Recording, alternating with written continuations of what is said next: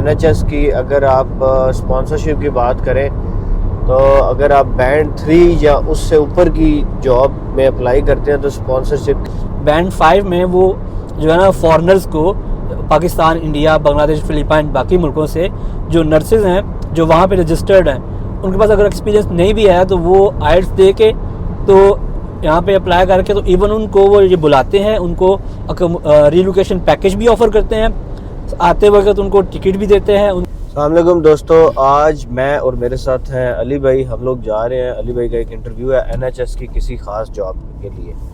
तो अली भाई से एक ट्रिक भी मैंने पूछनी है और आपको लैंडस्केप भी दिखाएंगे। ट्रिक ये पूछनी है कि अली भाई जो है वो NHS की जॉब में अप्लाई करते हैं। पहले भी इनका एक इंटरव्यू था और एक अभी भी ये दूसरा इंटरव्यू देने के लिए जा रहे हैं। तो उनसे ट्रिक पूछनी है कि कौन सी ऐसी गिदड़ सिंगी है, कौन सा ऐसा तरीक़ाकार है कि आपको NHS में इंटरव्यू के लिए कॉल आ जाती है। क्योंकि टू बी ऑनेस्ट मैं खुद NHS में जॉब करना चाहता हूँ और मैंने अप्लाई भी किया है।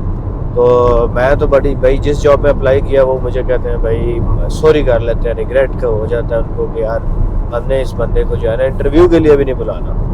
तो अली भाई से पूछते हैं, अली भाई आप मुझे बताएं कि आप अभी कौन सी जॉब के लिए इंटरव्यू के लिए जा रहे हैं। अबरार साहब, थैंक यू सो मच सबसे पहले कि आपने जो है ना मुझे इस काबिल समझा कि मुझसे आप कोई ट्रिक लेना चाह रहे हैं कि अभी क्या तरीक़ाकार है NHS में जॉब लेने का। तो अभी आपको पता है कि मेरे पास जो क्वालिफ़िकेशन है, मैं इलेक्ट्रिकल इंजीनियर हूँ और मेरी डिग्री ये पाकिस्तान से है। तो यहाँ पे मैं ऑब्वियसली इलेक्ट्रिकल की जॉब्स ही अभी टारगेट कर रहा हूँ और इलेक्ट्रिकल की जॉब से टारगेट कर रहा हूँ। और अभी जो मेरी पोस्ट है ये इलेक्ट्रिकल के रिलेटेड ही है, ठीक है, मेंटेनेंस सेक्शन में। क्योंकि अगर आप NHS की बात करो तो NHS चूँकि हॉस्पिटल्स हैं तो इसमें जो मेन है बिल्डिंग सर्विसेज डिपार्टमेंट्स हैं।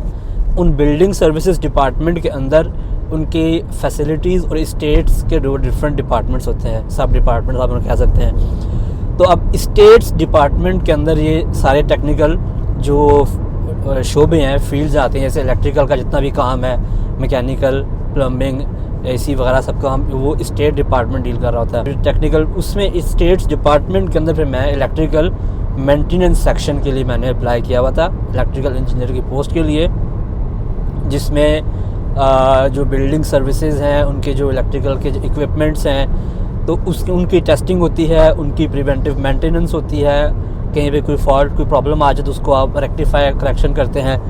और आपने भी इसी तरह से जो न्यू इक्विपमेंट्स इंस्टॉल करने होते हैं, न्यू मशीनरी इंस्टॉल करनी होती है, उसमें भी आप जो है ना वो आपकी ड्यूटीज़ में शामिल होता है। अब मुझे ये बताएं कि NHS में जॉब इंटरव्यू आपको कैसे वो कॉल कर लेते हैं। देखिए, इसमें जो सबसे पहली बात है वो ये है, आप जिस भी फील्ड को आप टारगेट कर रहे हैं, चाहे वो टेक्निकल, कोई इलेक्ट्रिकल, मैकेनिकल की है, चाहे वो आप कोई क्लिनिकल साइड पे हैं नर्सिंग वगैरह की, या चाहे आप कोई एडमिन की तरफ हैं, क्लरिकल जॉब्स हैं, उनमें कोई भी जो भी जॉब है जो आपसे रिलेटेड है, आप एक तो उसको कीवर्ड्स के साथ सर्च करें और सम टाइम्स वो डिफरेंट कीवर्ड के साथ भी आ रही होती है।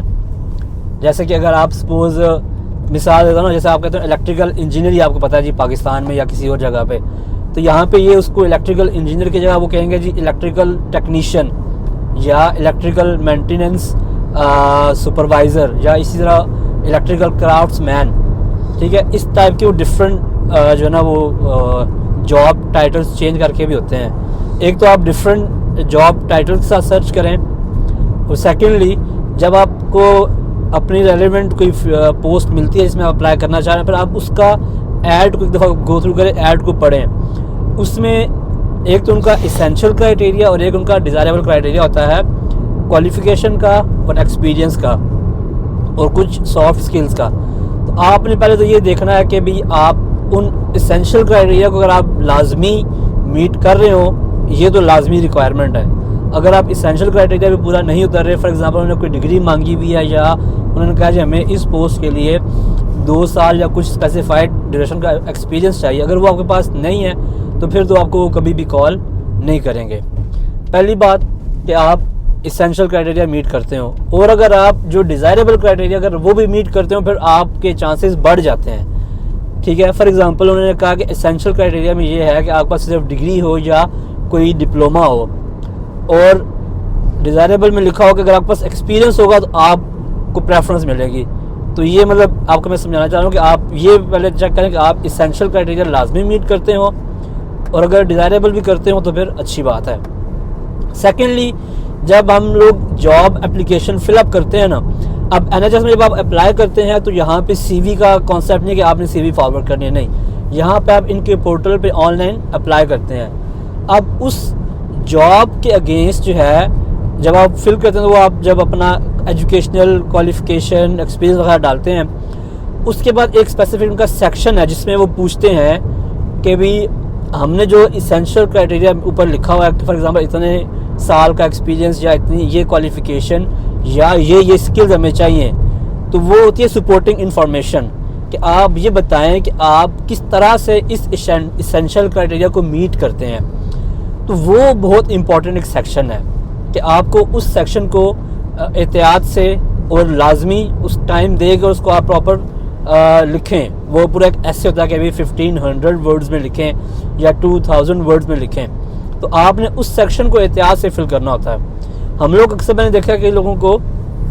NHS इवन बाकी जॉब्स में भी वो जो सपोर्टिंग इंफॉर्मेशन है या बाज़ जगहों पे वो आपसे कवर लेटर मांगते हैं, तो उसको हम छोड़ देते हैं या हम उसको प्रॉपर तरीके से नहीं लिखते। तो ये सपोर्टिंग इंफॉर्मेशन जब आप प्रॉपर तरीके से बैठ के लिखेंगे और आप उनको बताएंगे कि how do you meet the specific essential criteria and sometimes where desirable criteria, तो वो आपको फिल करना है बैठ के। उसमें अभी तक आप अपनी जो रियल में एक्सपीरियंस है, जो डिग्री है, उनको आप मैच करें उस जॉब के साथ, उस जॉब की रिक्वायरमेंट्स के साथ कि भाई मेरे पास ये डिग्री है, ये क्वालिफिकेशन, ये एक्सपीरियंस है, तो इसकी बेस पे मैं इस तरह से इस जॉब को या इस क्राइटेरिया को मीट करता हूँ, या मैं ये स्किल्स मेरे अंदर इस तरह से इस जॉब से आई हैं। मतलब सीक्रेट ये है कि वो जो आपसे पूछते हैं, एक खाना उसके अंदर आता है जिसके अंदर वो पूछते हैं कि ये बताएं आप इस जॉब के लिए किस तरह एलिजिबल हैं, तो उसको आपने अपने मुताबिक किस तरह से उनको ये समझ लें कि आपने खुद को कैसे बेचना है, खुद को आपने मैच करना है, मैच करना है कि यार मैं इस पोस्ट के लिए बना हूँ। बिल्कुल। अब वो ऐसे नहीं होता कि आप बस ऐसे कहना कि भाई सर मैं बड़ा मेहनती हूँ, हार्ड वर्किंग हूँ और मैं बड़ा जो हूँ ना ईमानदार हूँ, मैं ये करूँगा, ऐसे नहीं। वो एग्जांपल्स के साथ कि आप कहते हैं ये स्किल है तो मैंने फलां जगह पे या फलां काम किया या फलां जगह मैंने ये डिग्री की है, तो वहाँ से ये मैंने स्किल सीखी थी, तो ये मैं इस पर अप्लाई करूँगा। सिलेक्शन के पीछे क्या क्राइटेरिया होता है?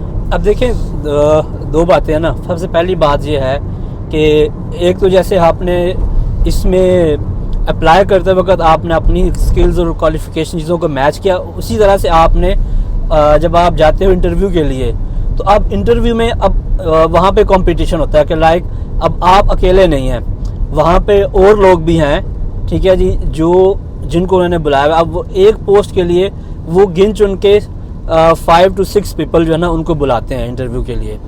अब जब आप खुद सोचें कि जब आप पाकिस्तान से डिग्री की हुई है और आपने पाकिस्तान का एक्सपीरियंस है, आप एक जगह पे कम्पीट करने जा रहे हैं इंग्लैंड के अंदर, जहाँ पे आपके जो कंपटीशन में जो कैंडिडेट्स हैं वो ऑल ओवर द वर्ल्ड होते हैं। जैसे हम पाकिस्तान से आए हैं वैसे बाकी दुनिया के से भी लोग आए होते हैं।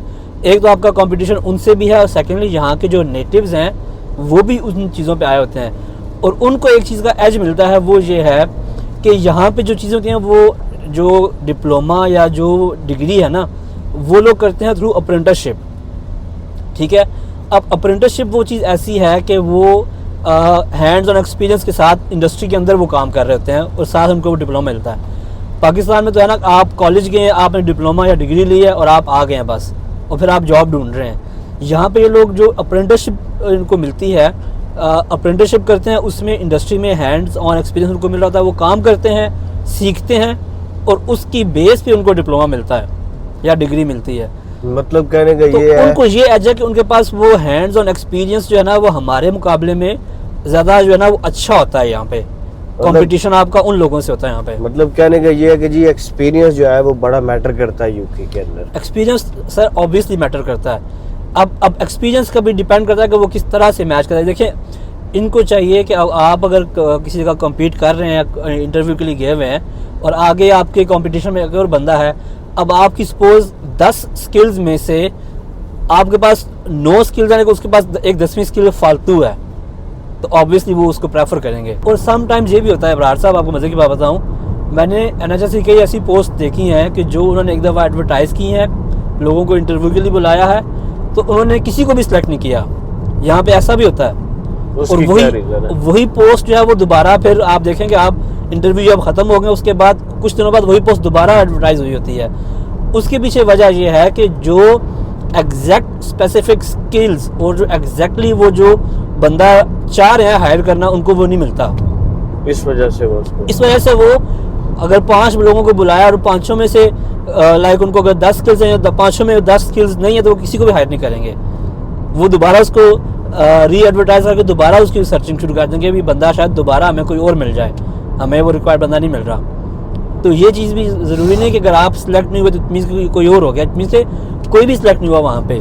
और इसकी मैं आप लोगों को ये भी बता दूं कि NHS की अगर आप स्पॉन्सरशिप की बात करें, तो अगर आप बैंड 3 या उससे ऊपर की जॉब में अप्लाई करते हैं तो स्पॉन्सरशिप के चांसेस ज़्यादा होते हैं। इस पे भी श्योर बात नहीं है कि वो आपको स्पॉन्सर कर देंगे, लेकिन जाहिर है बैंड 3 से ज़रा ज़्यादा की अगर आपकी जॉब होती है तो स्पॉन्सरशिप के चांसेस ज़्यादा होते हैं। कुछ हॉस्पिटल्स बैंड 3 में स्पॉन्सर कर देते हैं और कुछ हॉस्पिटल्स ऐसे भी हैं जो स्पॉन्सरशिप नहीं करते। क्यों अली भाई, ऐसा ही है? जी बिल्कुल ऐसा ही है। देखिए, इसमें डिपेंड करता है कि आप किस स्पेसिफिक शोबे में हैं। अगर आप क्लिनिकल साइड की बात करें, जैसे नर्सिंग वगैरह की है, तो नर्सिंग में वो बैंड 4 में भी, जो जिसे कहते हैं ना, वो नर्सिंग एसोसिएट होता है, तो नर्सिंग में वो बैंड 4 उससे ऑनवर्ड वो स्पॉन्सर करते हैं, बैंड 4 में भी, बैंड 5 में भी। इवन के बैंड 5 में वो जो है ना फॉरेनर्स को, पाकिस्तान, इंडिया, बांग्लादेश, फिलीपाइन, बाकी मुल्कों से जो नर्सेज हैं जो वहाँ पे रजिस्टर्ड हैं, उनके पास अगर एक्सपीरियंस नहीं भी है तो वो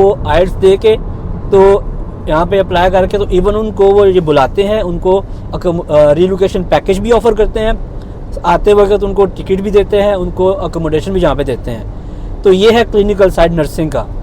और बाकी जो टेक्निकल साइड है या जो क्लरिकल साइड है, अब टेक्निकल साइड में ये मिनिमम बैंड 3 या उससे ऑनवर्ड करते हैं, स्पॉन्सर करते हैं। और जो क्लरिकल साइड है उसमें भी मैंने सुना कि बैंड 5 से ऑनवर्ड स्पॉन्सर करते हैं ये लोग।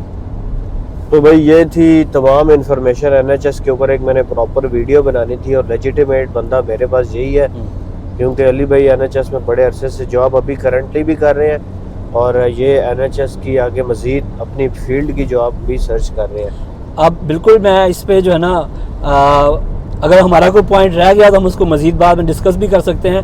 और इवन के मेरी अपनी वीडियो इसके हवाले से है मेरे अपने चैनल पे, अली इन UK, जो कि आप उसको अगर आप सर्च करें YouTube पे तो आपको मिल जाएगा। तो मेरे भी इस से रिलेटेड इंफॉर्मेटिव वीडियोस हैं, आप मेरे चैनल पे भी जाके तो उसको आप देख सकते हैं। जी, ये अली भाई को भी लाजमी सब्सक्राइब करें, अली इन UK इनके चैनल का नाम है और लिंक मैंने डिस्क्रिप्शन में दे दिया हुआ है। तो अभी हम जा रहे हैं स्कारबरो। ये रास्ता इस तरह का है, कुछ रास्ते में नज़ारा भी आ रहा है। मैं तो अली भाई के साथ बैठ गया, मैंने कहा चलो एंजॉय करते जाते हैं और वीडियो भी बना लेंगे। Thank you everyone for watching. फिर मिलते हैं अगली वीडियो में। खुदा।